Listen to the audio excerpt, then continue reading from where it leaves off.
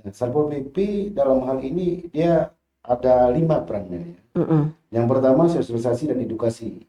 Nah, insya Allah besok kita akan mengundang pelaku usaha yang menjual kelontongan, kadang-kadang menjual rokok, untuk kita berikan edukasi bagaimana jenis-jenis rokok ilegal.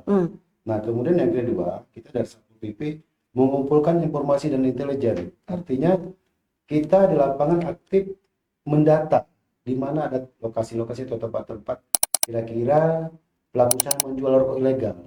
Nah, data ini nanti kan kita sampaikan ke pihak bea cukai. Nah, kemudian yang ketiga, operasi penindakan. Nah, dalam operasi penindakan juga kita bekerja sama dengan bea cukai.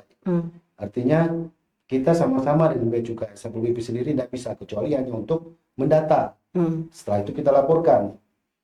Nah, kemudian di penegakan hukum, Satpol PP itu kan penegak perda. Nah, misalkan terkait petani kita di sini, petani tembakau, kita harus melindungi. Nah, salah satunya kan harus aktif hal penindakan rokok ilegal ini.